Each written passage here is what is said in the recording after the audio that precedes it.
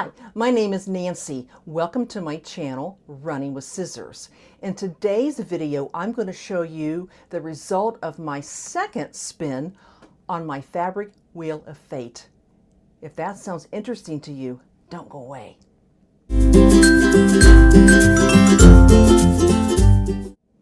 Welcome if you're new. Welcome back if you're returning. Now, for those of you who are new, have never watched me before, you may be wondering, what is she talking about, this fabric wheel of fate? Well, this is a little game that Carol from Sew Carol came up with, and I decided it sounded like so much fun, I want to try it too. What she does is she picks some fabric that either has been in her stash and she hasn't done anything with and she wants to sew it up. So she has a spinner that her dad made her, and it's like a physical one where she took pictures of the different fabrics she's going to use and she put it on her spinner, and then she would spin it, and whatever the spinner landed on, that was the fabric she would use.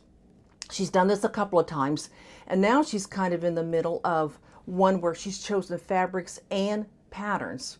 And by the way, you might want to jump over to Carol's channel and just tell her you're thinking of her. She had surgery on her elbow last week, and we just want to wish her a speedy recovery so she'll get back to in the full swing of sewing. So I decided to give it a try. So I picked 10 fabrics. Some I've been wanting to sew and hadn't got around to it. Others I wasn't really sure what to do with it. So what I did was I just got online, and you can find lots of spinners online. You can put names on it, you can put numbers on it, and what I did, I took the fabrics and I wrote them down on this piece of paper, and I gave each one a number. I gave each one a number. And then on my spinner, I put 1 through 10 on it. And then whatever it came up with, like the first one said number 3. And it was this dress. And I'm going to put a link in the description box on the video where I told you all about this dress for my first spin. And I love it. And then last week, after I showed you this dress, I spun again. And it came up with number 8, which was red linen floral. And I'm going to show you a little piece of that. This is the fabric that was chosen.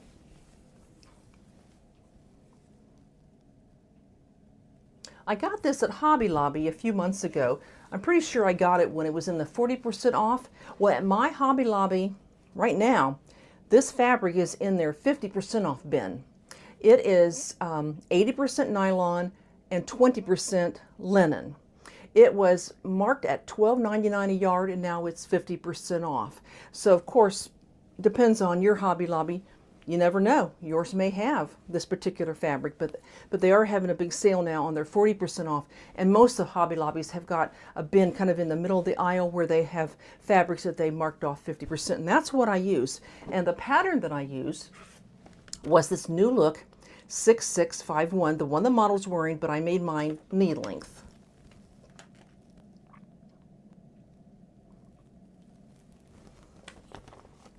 Now I'm going to come over to my dress form. She's wearing the new dress, and I'm going to tell you about my experience sewing this. I did have a little issue, and I will explain that to you and what I did to try and rectify it. When you sew, everything doesn't go as planned always, and sometimes you just have to go with the flow and do the best you can. But let me get over to my dress form, and I'm going to show you the dress. And here's the dress. There are some similarities to the two dresses, the one on the dress form and the one that I made from last week. They're both short sleeved. They both have button plackets. Mine just goes down to the bodice. It doesn't go into the skirt. This one goes all the way down. They both have elasticated waist. Mine that I'm wearing just has the one piece of elastic. This one has 2 rows of elastic, and that's the major difference. I thought they came together very nice. One thing I don't think I mentioned is I cut this in a 16. I cut this in a 16 as well. And remember last week I said I cut the left sleeve a little bit bigger because my left arm is a little bit larger. So what I did with these, I cut the sleeves in a 16, but when I got to underneath the arm here, I cut that section out to an 18. So when I put in the regular seam allowance, then they were a little bit looser, and they worked out just just great. They're not too tight on my left arm. Left arm's over here. Now, the dress wasn't bad, but I did have an issue with the collar. And I debated on whether telling you I've done a collar before. I figured if I said, I've never done a collar before, and you'll say, you poor thing, that's no wonder you had issues with it. Or, I have done a collar, and why didn't she know what she was doing this time? Here's the one I did a collar on. This was the shirt I did back before my surgery, and it came out really nice. I didn't have any problems with it, but for some reason, this collar gave me fits, and I'll explain why. You know, when you do a collar, there is a neckband that you put on first. And according to the directions, it says when you pin it on, the neckband should stick out about 5/8 of an inch on either side. Mine didn't do that. In fact, my neckband was probably about 2 inches too short. So I thought, did I cut out the wrong size? Got out the pattern. And I do trace out my patterns. No, I cut out the right size. It just didn't fit. Then I thought maybe I did something with the neck. And it was okay too. So what do when the neckband's too short? You cut out another one, and I cut it out 2 inches longer. And I pinned it on, and that was okay. Then you think, okay, if the neckband was too short, the collar's probably going to be too short. So I cut the collar out longer too. And I think it looks fine. My issue was when you put the neckband on first, put the collar on top of it, and then you put the other neckband on it, and then right side's the right size, and when you get down to here, you sew it, and then you turn it. Well, these two, one was sticking out further than the other, one had a different shape than the other. I don't know, they didn't look right. And I worked at it. Now, of course, I could have taken the whole thing off and started from scratch, but I just really didn't have the heart to do that. I thought, I'm going to make it work. You know, Tim Gunn on Project Runway would always say, make it work. Well, I was going to make it work. So I think it looks okay, but I do have a little problem with a little bit of fraying right here and right there. I used a little fray check on it because I had basted it and resewed it and picked it out, and by the time I got done, I had kind of made a mess of it over here. But I think we're going to be okay. And when you see it on me, you'll say it looks okay. I've decided that when you make something and there's one little part that you don't like, you're the only one that really notices it so much. I mean, I'm sure if someone is a sewist, they might look at that and say, well, that doesn't look so hot. But when you wear a dress, people are looking at the whole thing. It's kind of like when I paint. I get hung up on this one flower, this one section of the painting, but you step back and look at the whole thing, you think, oh, well, it doesn't look too bad. And I think the same thing about the dress. It fits great. This fabric is great. I love the way it feels, the way it drapes and all. Highly recommend this pattern, but I don't know, when you sew, sometimes you have little things that happen. You make it work, and if you don't like the way it is, certainly you can unpick it and start all over again, or you can try and just work at it until it's going to work. And so, anyway, I do like this dress. I think it's really pretty. I love the fabric and the buttons. Oh, I almost forgot to tell you. A lot of the people on YouTube have named their dress form. Mine didn't have a name, and I thought, I need a name. And I'm sitting there looking at my dress form thinking, oh, Lucy, I'm going to name her Lucy. And why am I going to name her Lucy? Have you seen the I Love Lucy episode?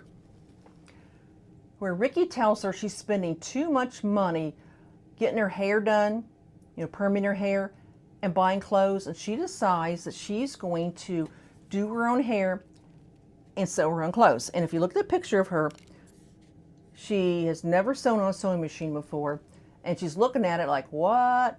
Well, I sometimes feel like Lucy does. When you're sewing, you're looking at it going, I have no idea what I'm doing. And so I thought Lucy was kind of an appropriate name to name her for I Love Lucy. So how about that? So I thought before I tried the dress on for you, we go ahead and do a spin on the wheel because I'm dying to find out what the next fabric I have to make. So let me go ahead and get that wheel set up, and I'll be right back and we will do it.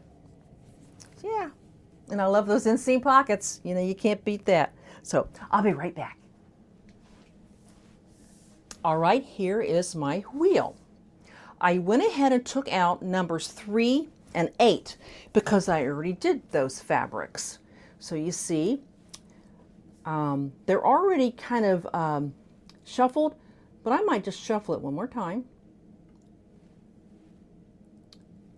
And let's shuffle it one more time, just for the fun of it. So it's shuffled. And I'll make sure, yep, they're not in order. Now let's go and hit that spin and see what we get.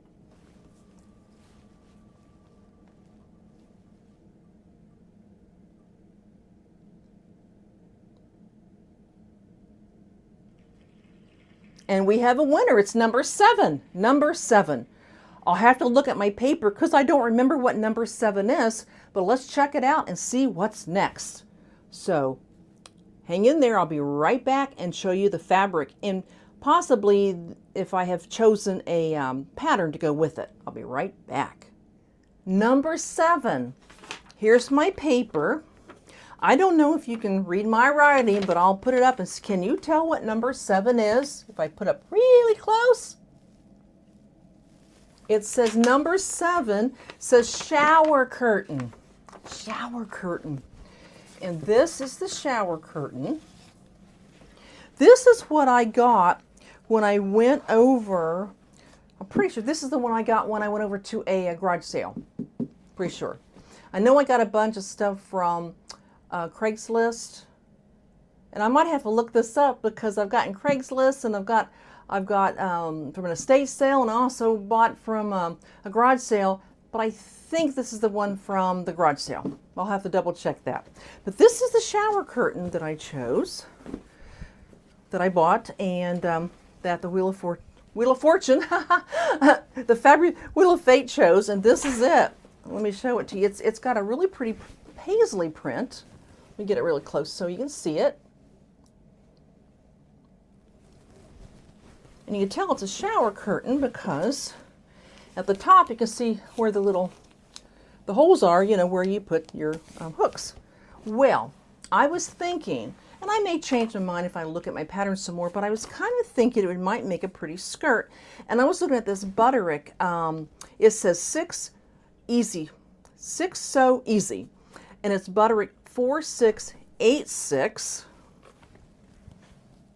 And I thought maybe a skirt might be real pretty to try. So that's what's on the agenda for next week. A shower curtain. I think it might make a pretty skirt. If you have other ideas for it, I do have a list of ideas that I printed up here. Different things. I'll look and see if anybody mentioned shower curtain on it. All right. Well, that's what I have for today. Don't worry. I am going to change, and I'm going to try on my new dress and let you see it. And I'll be right back with my new dress on.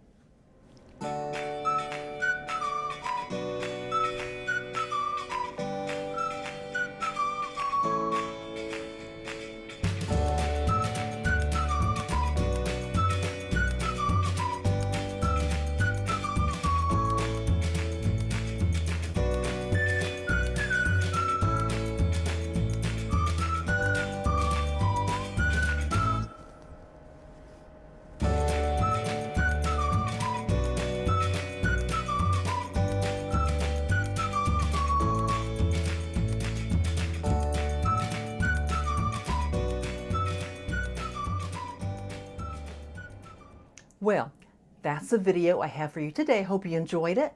I do have a question. What do you think? Do you think I should leave this open, or should I add a snap or a button here? Or do you think that's too tight? What do you think? Or maybe I could add a snap and snap it sometimes and leave it open other times. I don't know. Well, anyway, that's what I did. I'm excited to see what happens next week with my shower curtain.